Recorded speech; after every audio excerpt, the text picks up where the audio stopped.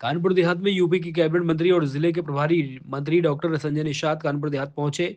आला अधिकारियों के साथ बैठक विकास कार्यों की समीक्षा कर प्रत्येक समुदाय के धर्मगुरुओं का साथ वार्ता करी है। संभल की घटना को लेकर धर्मगुरुओं से शांति व्यवस्था बनाए रखने की अपील करी है। संभल की घटना पर विपक्ष तूल दे रहा है, सभी समुदायों के लोगों को मिलकर रहना चाहिए।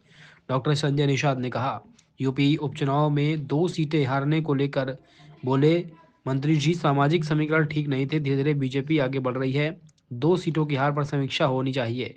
उपचुनाव प्रशासन ने लड़ा विपक्ष के आरोप पर बोले मंत्री जी कि लंबे समय तक सत्ता उनके हाथ में रही है, ये लोग इसी तरह का करते रहे, इसलिए इनको लगता है हम लोग सरकारी तंत्र के सहारे अगर चुनाव लड़ते तो लोकसभा में 43 सीटें नहीं हारते। लोकसभा में विपक्ष के मुद्दे चल गए थे, लेकिन इस बार जनता को समझ आ गया है कि उनके मुद्दे नहीं चले हैं।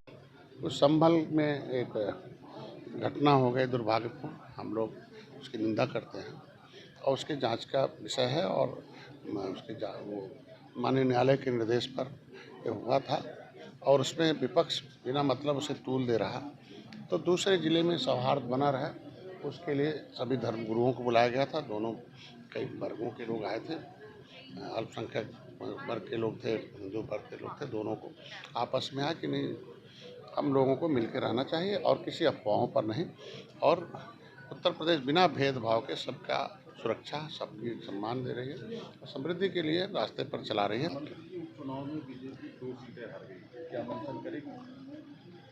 वो ऐसा सामाजिक समीकरण है कि 70 साल से एक विशेष वर्ग के दिमाग पर लोगों ने एक राजनीतिक कहते हैं नकारात्मक सोच पैदा कर रखी है, जिसका परिणाम है कि कुछ सामाजिक समीकरण कुछ ऐसा है कि वहाँ बीजेपी को धीरे धीरे बढ़ रहा। पहले के से अपेक्षा इस बार बहुत वोट मिला है, हम आगे भी जीतेंगे। और जैसे अभी 2 सीटें और जीती हैं, वह भी सामाजिक समीकरण गड़बड़ था, लेकिन जीतने में कामयाब रहे।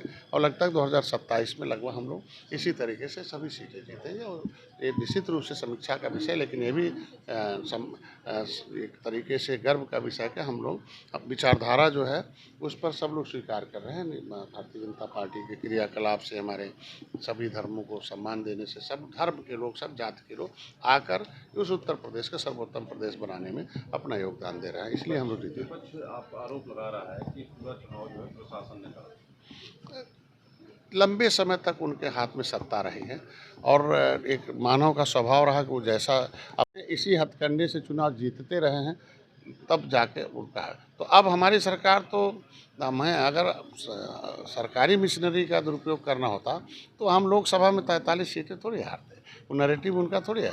उस समय नैरेटिव था और लोगों को हम लोग बड़ा चुनाव था, नहीं समझ पाए। अभी देखिए इस बार नैरेटिव नहीं चला उनका, झूठ नहीं चला। देखो अब जनता हमारे साथ है, उनके साथ नहीं। तो विपक्ष बयानबाजी के अलावा कुछ बचा नहीं है और उसके अलावा कुछ है नहीं। विपक्ष को अब मुद्दे पर वैल्यूएबल राजनीति करनी चाहिए, वैल्यू एडेड पॉलिटिक्स करें, जो एक विचारधारा पर और विकासवादी विचारधारा की राजनीति करें, नकारात्मक जनता के लिए नहीं। क्योंकि राजनीति एक अभिभावक है जनता के पैसे के, जनता के भविष्य के, देश के विकास के लिए, देश की सुरक्षा के लिए, देश समृद्धि हो, तो ये एक पहचान के लिए है, गर्व के लिए। तो राजनीति को उस वैल्यू एडेड पॉलिटिक्स करें, नकारात्मक विचारधारा को बंद करके सकारात्मक विचार पर चलने की कोशिश करें।